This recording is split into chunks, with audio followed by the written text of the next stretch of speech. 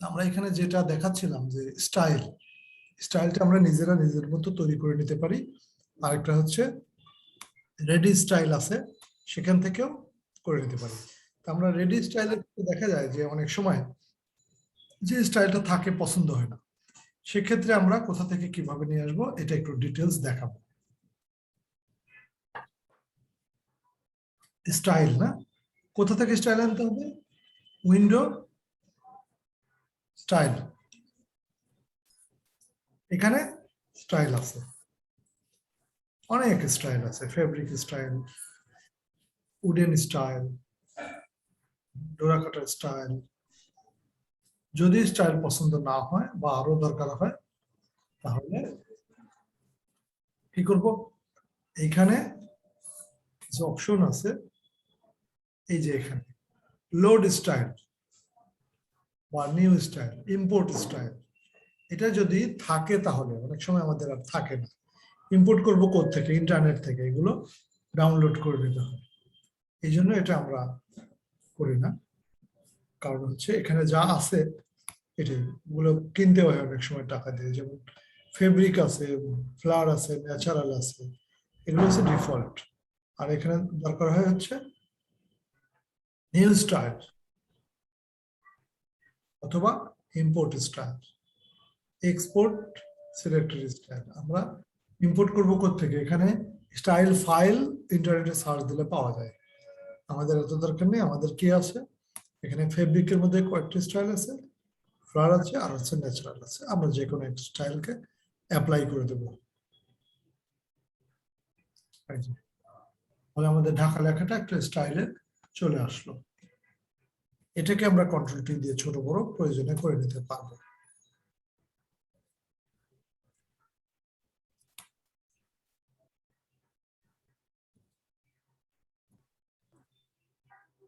আমরা কোথাও লেখা দিতে গেলে দেখা যাচ্ছে যে অনেক সময় একদিকে চ্যাপ্টা বাঁকা অনেক কিছু দরকার হয়, তখন আমরা এডিট, ট্রান্সফর্ম, এই যে স্কিউ বলতে একটা অপশন আছে, স্কিউ বলে উচ্চারণটা, স্কিউ। তাহলে আমরা এটা এখানে কোণা ধরে যদি স্কিউ করি এভাবে বাঁকা হবে।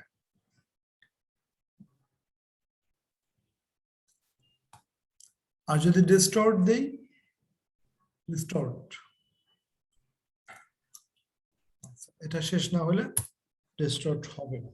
আচ্ছা, এডিট, এরপরে হচ্ছে ট্রান্সফর্ম, ডিস্টর্ট বলতে একটা অপশন আছে।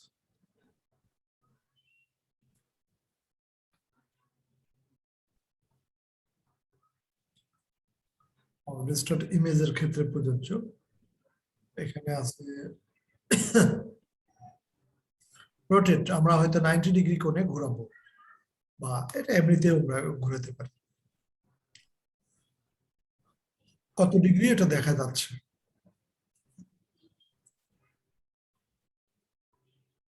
লেখা উঠতেছে।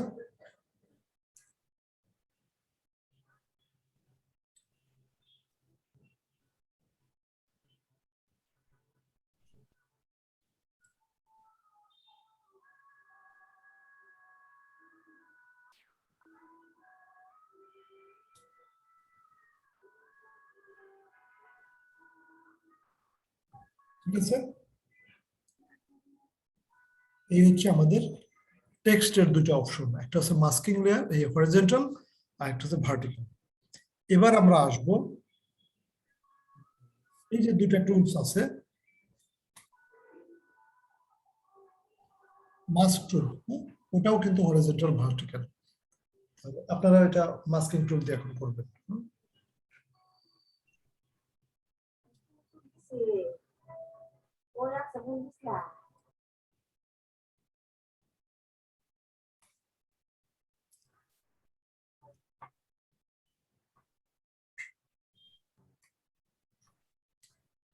আমি দুটোকে হাইড করে দিলাম।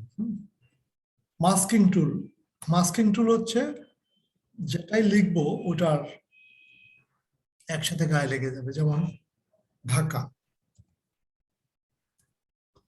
এটা সরানো যাবে না। আচ্ছা, এখানে এই লেখাটা প্রথমে সিলেকশন হবে, ঠিক আছে, এটার উপর আমরা যে কোনো একটা কালার দিতে পারবো। আমি যদি অল্টার ব্যাক স্পেস দেই, তাহলে কি কালার হবে?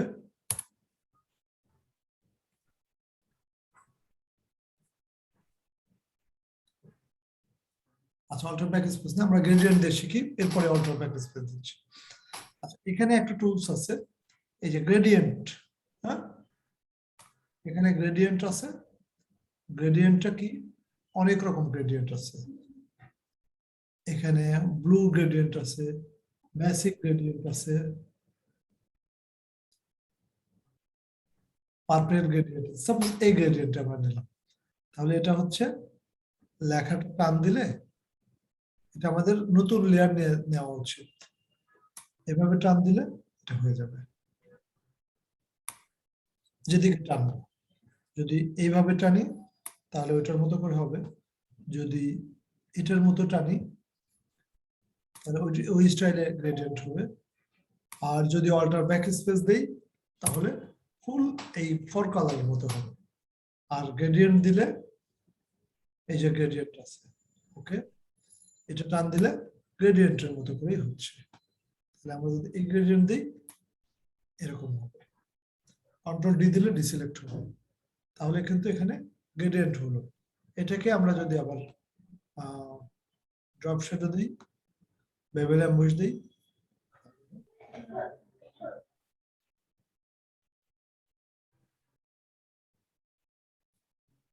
আশা করি গ্রেডিয়েন্ট বুঝেছে।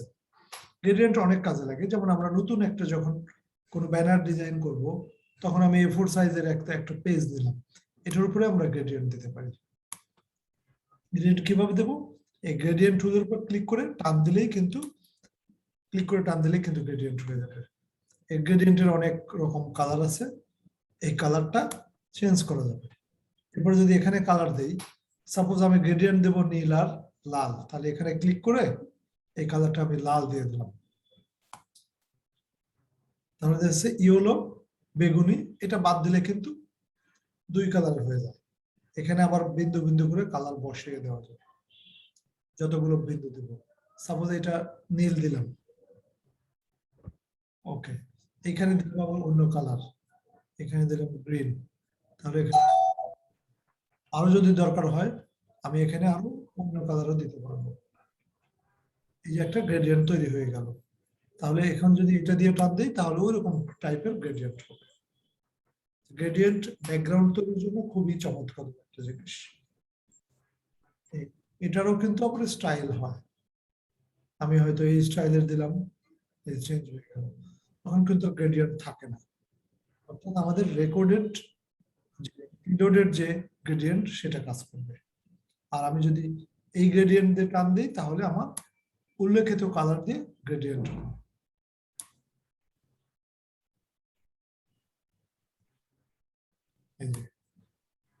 আর যদি এই স্টাইলের দিই তাহলে ভিতর থেকে গ্রেডিয়েন্ট তৈরি হবে, এই যে।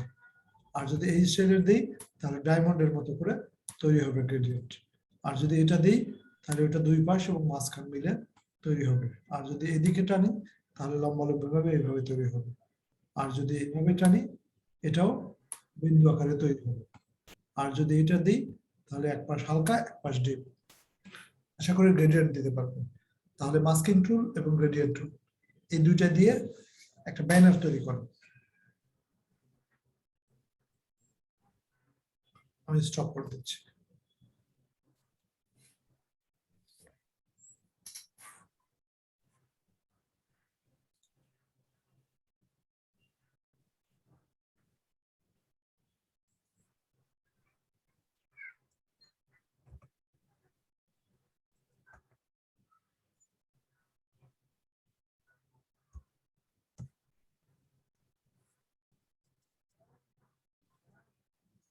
ব্ল্যাঙ্ক পেজ নেবেন, সাদা, এটার উপর লিখবেন না। এটা পিএনজি ট্রান্সপারেন্স আছে, এর জন্য অসুবিধা আছে। হ্যাঁ, আপনার এটা হোয়াইট ব্যাকগ্রাউন্ড, এটা ঠিক আছে।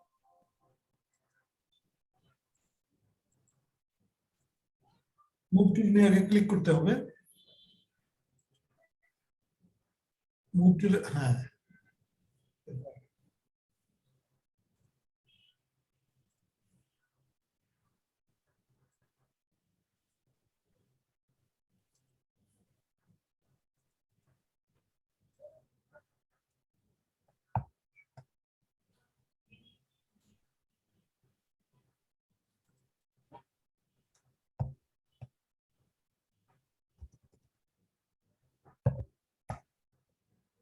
একটা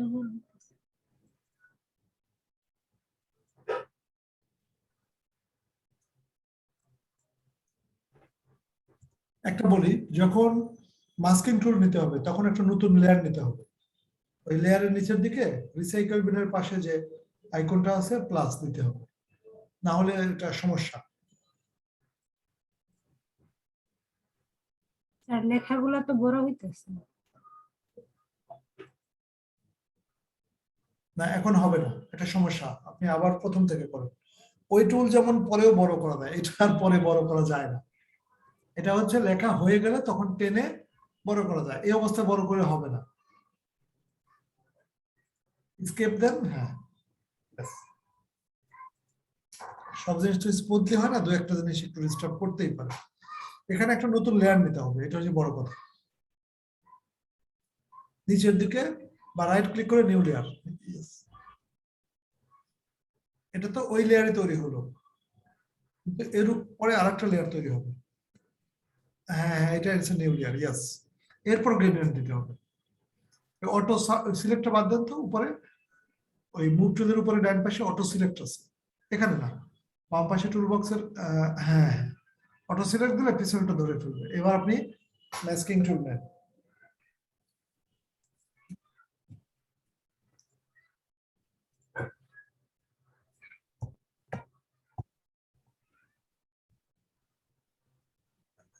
মুছে দেন, এটা ব্যাকগ্রাউন্ডে মুছে দেন, ব্যাক স্পেস দিয়ে মুছে দেন, সবগুলো মুছে দেন। ওখানে 72 জায়গায় 200 লিখে এন্টার দেন। ফন্টে ওখানে নাই তো নিচে, ওই 72টা মুছে দিয়ে 200 লিখে এন্টার দেন।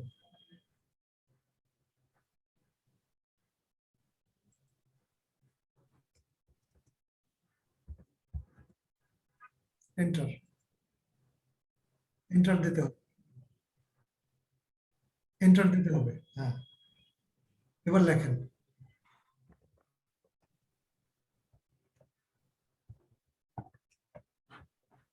জি, এটা বড় করা যাবে না। এবার আপনি এরপর গ্রেডিয়েন্ট ইফেক্ট দিবেন। কালারটা চেঞ্জ ক্লিক করে মুভ টুল। এবার দেখেন আপনার লেখার উপর, নামের উপর এই যে ঝিরি ঝিরি যেটার সিলেকশন, এটার মধ্যে এখন এটাতে গ্রেডিয়েন্ট দেওয়া যাবে। গ্রেডিয়েন্ট টুলটা নেন, গ্রেডিয়েন্টটা একটু নিচে, এটারও নিচে।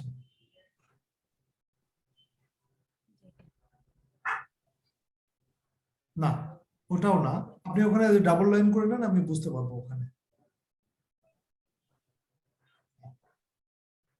না, ডাবল লাইন হয়নি, হ্যাঁ, ঢাকা গেছে, ঢাকা পড়ছে। এটা না স্যার? না, আরেকটু উপরে যান, আরেকটু উপরে, আরেকটু উপরে, হ্যাঁ এটাদের মধ্যে একটু ধরুন, ওই উপরটা, ইয়েস। গ্রেডিয়েন্ট লাগানো হয়ে আছে, উপর থেকে চেঞ্জ করেন, বাম পাশে, বাম পাশে তীর চিহ্ন, হ্যাঁ হ্যাঁ, এখানে অন্য একটা গ্রেডিয়েন্ট নেন, হ্যাঁ। এবার টান দেন লেখার উপর, ইয়েস, কন্ট্রোল ডি দেন, হয়েছে। এটাকে আপনি বড় করে দিতে পারেন, কন্ট্রোল, না এটা ব্যাকগ্রাউন্ডে হয়ে গেছে, control Z then, control move টুলে ক্লিক করে কন্ট্রোল টি, এটা বড় করেন। এইটা স্টাইল অ্যাপ্লাই করা দেখিয়েছিলাম, আপনি স্টাইলটা অ্যাপ্লাই করুন। স্টাইল কিভাবে করবেন, মুভ টুলে ক্লিক করুন, অ্যাপ্লাই, এখানে রাইট ক্লিক, ডাবল ক্লিক করে স্টাইল হয়, অথবা উইন্ডো স্টাইল, মেনু বারের উইন্ডো থেকে স্টাইল, হ্যাঁ এটা ফ্রি হ্যান্ডে ঘোরাতে পারতেছেন। স্টাইল, হ্যাঁ, এখানে যে স্টাইল আছে অ্যাপ্লাই করে দেখেন, ক্লিক করেন, মুভ টুলে আগে ক্লিক করেন, অ্যাপ্লাই, এরপর স্টাইলে ক্লিক করেন। প্রত্যেকটা ক্লিক করে করে দেখেন যে কত সুন্দর করা যায়। আমার কথা হচ্ছে জিনিসটা বুঝতে পারছেন যে আমরা রেডি স্টাইল কিভাবে ব্যবহার করি আর নিজে নিজে স্টাইল কিভাবে দিই।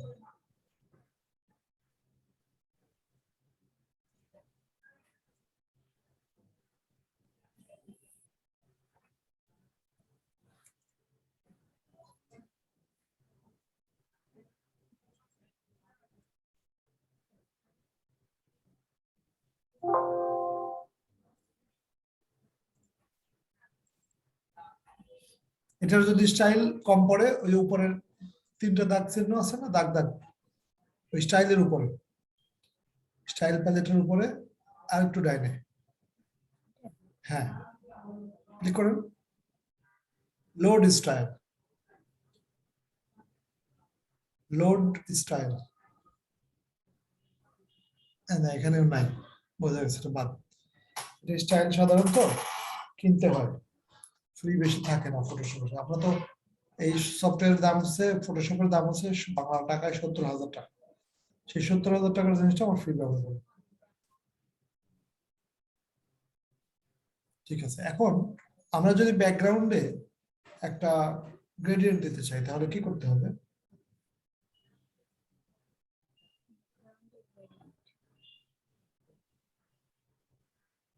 যে গ্রেডিয়েন্টে গিয়ে এটা আগে ব্যাকগ্রাউন্ডে লেয়ার করে নিতে হবে। ডান পাশে লেয়ার উইন্ডো আছে না? স্যার হ্যাঁ, এটা ব্যাকগ্রাউন্ডকে ডাবল ক্লিক করে লেয়ার করে নিতে হবে। এখন টান দিবেন, দেখবেন যে হয়ে যাচ্ছে, বিভিন্ন স্টাইলের হয়।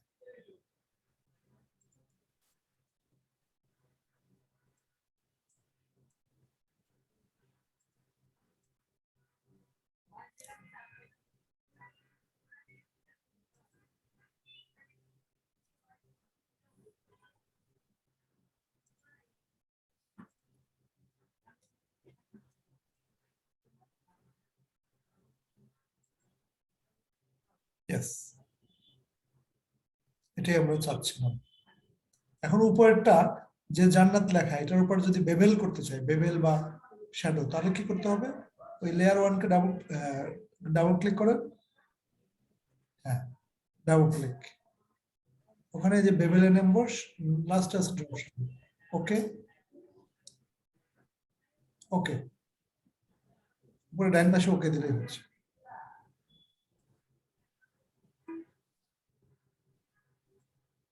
অপোসিট মানে হালকা হয়ে যাবে, লেখাকে আমরা হালকা করবো না। তাহলে দেখুন এখন লেখাটা স্টাইল হয়ে গেল, তাই না? হ্যাঁ, আপনাদেরটাও এইভাবেই, ঠিক আছে।